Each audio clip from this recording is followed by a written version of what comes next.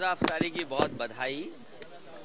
और लखनऊ की तहजीब में ये जो गंगा जमनी तहजीब है, जिसमें किसी धर्म को मानने वाले लोग हैं एक बार इकट्ठे हो जाते हैं, जहाँ ये हमारे मुस्लिम भाइयों का त्यौहार है, वो आज के बैठते हैं, रोज़ा अफ्तारी कराते हैं, वहीं उनके मित्र सहयोगी साथी आते हैं। यही हमारी देश की, समाज की और ख़ासकर लखनऊ की पहचाने के सब मिल कर के रहते हैं। यही हमारी गंगा जमनी तहजीब है। मंत्री जी भूल गए, हो सकता है बिजली चली गई हो इसलिए भूल गए हों।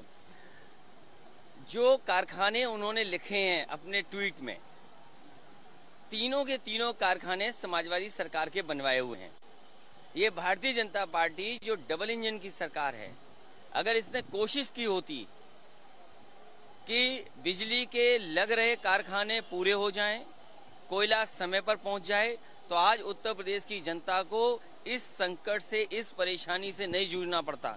सोचिए, छोटे बच्चे हैं, माताएं बहनें घरों में हैं, बुजुर्ग हैं, बीमार लोग हैं, किस तकलीफ में रह रहे हैं। और कब बिजली आएगी और कब चली जाएगी, इन मंत्रियों के कार्यक्रमों में भी बिजली चली जा रही है। उत्तर प्रदेश की जनता ने जब दो बार दिल्ली की सरकार बनवाई, एक बार फिर बीजेपी को उत्तर प्रदेश में मौका मिल गया, लेकिन भारतीय जनता पार्टी की दिल्ली की सरकार और उत्तर प्रदेश की सरकार मिलकर के भी उत्तर प्रदेश का बिजली का कोटा नहीं बढ़ा पाए। अगर इन्होंने तैयारी की होती बिजली खरीदने की, तो शायद उत्तर प्रदेश को अंधेरे में नहीं रहना पड़ता।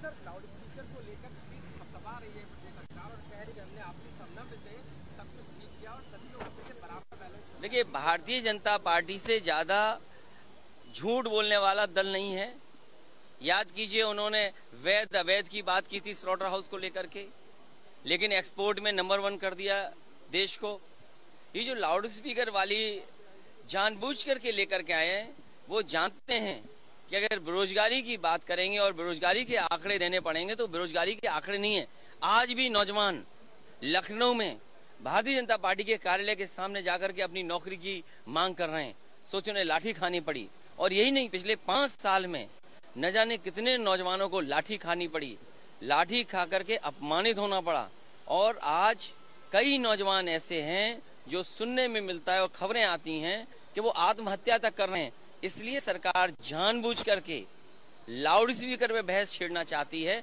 और ये कोई आदेश आज का नहीं है, पहले से इम्प्लीमेंट क्यों नहीं किया, ये सरकार बताए कि जिन अधिकारियों के उपस्थिति में ये सब उल्लंघन हुआ है नियमों का, उन अधिकारियों पर क्या कार्रवाई सरकार करेगी। सर, भाजपा सांसद साक्षी महाराज कल वो सीतापुर गया, सीतापुर में उन्होंने कहा कि मायावती उत्तर प्रदेश में सिर्फ बीजेपी की वजह से जिंदा है और बीजेपी की बहुत सहायता करी 2022 विधानसभा चुनाव में मायावती ने। वो बात हो चुकी है और बीजेपी की जो इंटरनल रिपोर्ट थी, उस इंटरनल रिपोर्ट में भी यह कहा गया है कि कहीं न कहीं बहुजन समाज पार्टी ने उनका साथ दिया।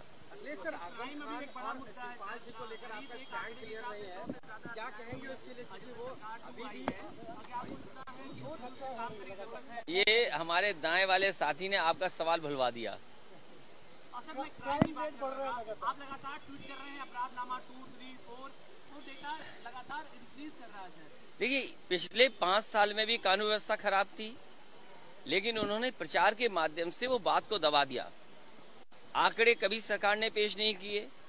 जो आंकड़े दिल्ली की सरकार के पास हैं, उसमें कानून व्यवस्था सबसे ज्यादा खराब है उत्तर प्रदेश की। और आज तो देखने को मिल रही है कब किसकी हत्या हो जाए, कहाँ डबल मर्डर हो जाए, कहाँ खेती को लेकर के, जमीन को लेकर के ये हो जाए। इसीलिए कानून व्यवस्था पर बहस न हो, लोगों के ऊपर जो अन्याय हो रहा है उस पर बहस न हो, इसीलिए सरकार ये बुलडोजर चला रही है। और सवाल बुलडोजर का अगर है तो वो दल देख करके, जाति देख करके और ये देख करके कि मुसलमान का है, इसलिए बुलडोजर चलेगा।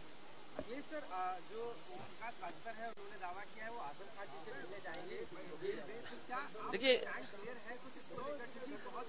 हमारा स्टैंड बहुत क्लियर है। समाजवादी पार्टी आदरणीय आजम खान साहब के साथ है।